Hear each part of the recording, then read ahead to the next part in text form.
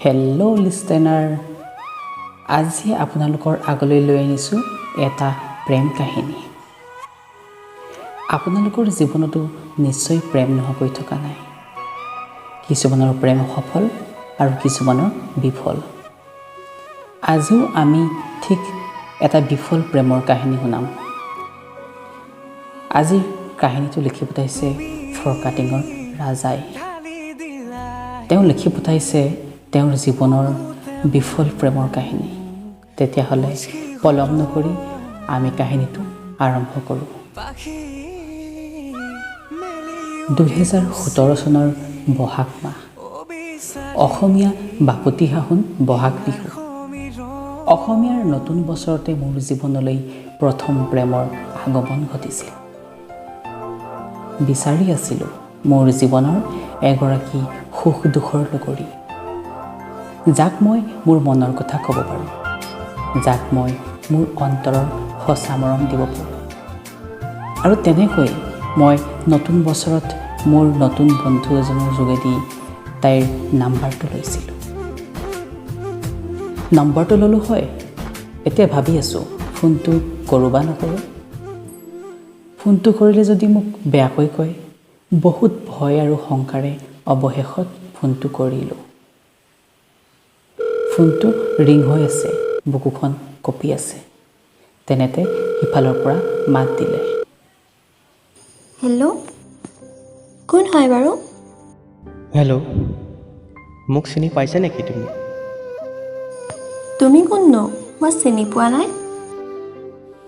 সেই বুলি কৈ তাই ফোনটো ডিছকানেক্ট কৰি দিলে। মই আকৌ কৰিলোঁ। তেতিয়া ক'লোঁ, মই তোমাৰ নাম্বাৰটো মোৰ লগৰ বন্ধু এজনৰ পৰা পালোঁ। তোমাৰ লগত কথা পাতোঁ ভাবিলোঁ, সেয়েই ফোনটো কৰিলোঁ। মইতো তোমাক চিনি নাপাওঁ। হয় নেকি? এতিয়াতো ফোনত কথা পাতিলোৱেই, চিনাকি হৈ গ'লোঁ বুলি ধৰোঁ, নে কি কোৱা? হয় বাৰু। এইদৰে সদায় ফোন কৰিব ধৰিলোঁ।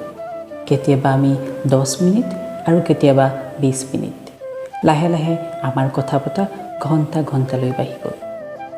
আমি ঘণ্টাৰ পাছত ঘণ্টা কথা পাতিয়েই পাৰ কৰোঁ। তাইৰ লগত কথা পাতিলে মোৰ কেনেদৰে সময় পাৰ হয় ক'বই নোৱাৰোঁ। কথা পাতি যেন আমনিয়েই নালাগে। এদিন মই ভাবিলোঁ, এনেদৰে আৰু কিমান কথা পাতিম, মই মোৰ মনৰ কথাটোকে কৈ দিম। আৰু সেইমতে হঠাতে এদিন কথা পাতি থাকোঁতে আই লাভ ইউ বুলি কৈয়ে পেলালোঁ। তাই একো উত্তৰ নিদিলে আৰু ক'লে, আমাৰ ইয়াৰে নেঘেৰিটিং মন্দিৰলৈ এদিন আহিবা। মোৰ মনটো অলপ ভালো লাগিল, যদিও অলপ ভয় ভয়ো লাগিল, কি বা ক'ব। আৰু এদিন এজন বন্ধুৰ সৈতে গৈ পালোঁগৈ তাই মতা ঠাইখনত।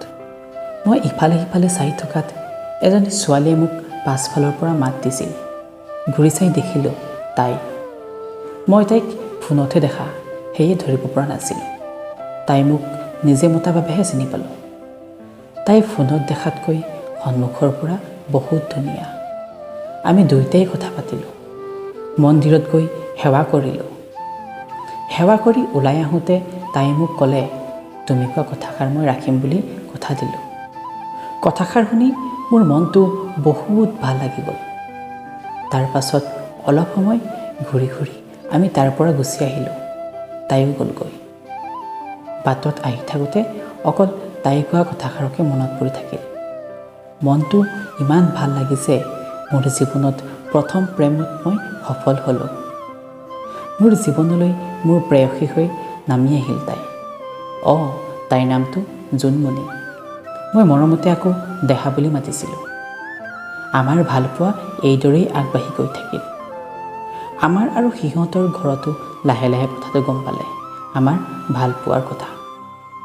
আৰু এদিন ময়ো মাতিলোঁ তাইক আমাৰ ইয়াতে থকা শ্ৰী শ্ৰী আঠখেলীয়া বৰনামঘৰলৈ। তাই আহিল। ময়ো ভণ্টিক লগত লৈ নামঘৰলৈ গ'লোঁ। নামঘৰত এখনি শৰাই আগবঢ়ালোঁ। অলপ সময় তাতে ঘূৰি সকলোৱে ঘৰ যাব ল'লোঁ। তাইক গোলাঘাটত গাড়ীত উঠাই থৈ আহিলোঁ। 2018 চনৰ মাঘ মাহৰ কথা। তাই মোক সিহঁতৰ ঘৰলৈ থকাকৈ মাতিলে। ময়ো গ'লোঁ।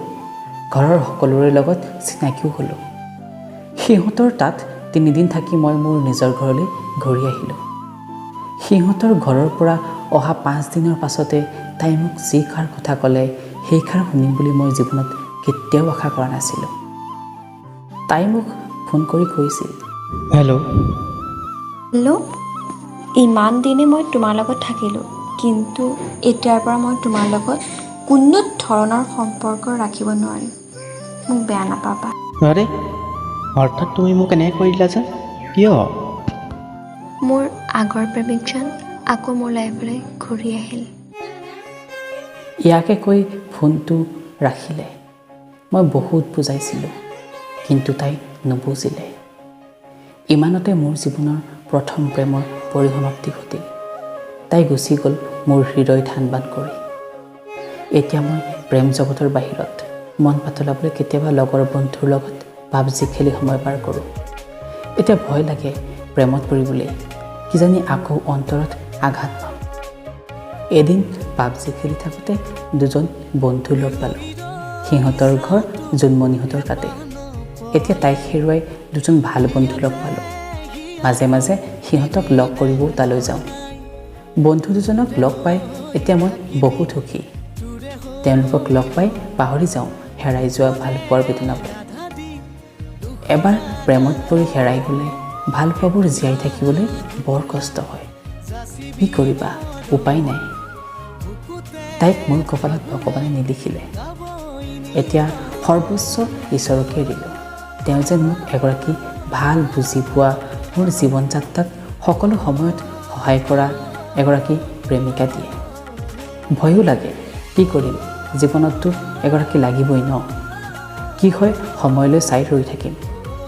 ভাল পোৱা হেৰুৱা বেদনাবোৰ এতিয়া প্ৰতিটো সময়তে ভুগি আছোঁ। শেষত এটা কথাই কওঁ, মোৰ পৰা আঁতৰি তুমি যদি সুখী হোৱা, ময়ো নিজকে সুখী কৰি ৰাখিব চেষ্টা কৰিম। এয়াই আছিল মোৰ জীৱনৰ প্ৰেম কাহিনী। আমি ইতিমধ্যে গম পালোঁ যে ৰাজাই জোনমণিক বহুত ভাল পাইছিল, কিন্তু জোনমণিৰ জীৱনত পুৰণি প্ৰেমিকজন থকাৰ কাৰণে তাই ৰাজাৰ প্ৰেম একচেপ্ট নকৰিলে। গতিকে ৰাজা, তুমি দুখ নকৰিবা। জীৱনত সুখী হ'বলৈ হ'লে বহুত কিবাকিবি আছে। এনেকুৱা বহুতৰে জীৱনত হয়। তাইৰ দৰে জীৱনসংগী বহুত পাবা। এতিয়া তুমি তোমাৰ পৃথিৱীখনত নতুনকৈ খোজ দিয়া। চাবা, নিশ্চয় এদিন তোমাক বুজি পোৱা এগৰাকী ওলাবই। এয়াই আছিল ৰাজা আৰু জোনমণিৰ প্ৰেম কাহিনী। ধন্যবাদ।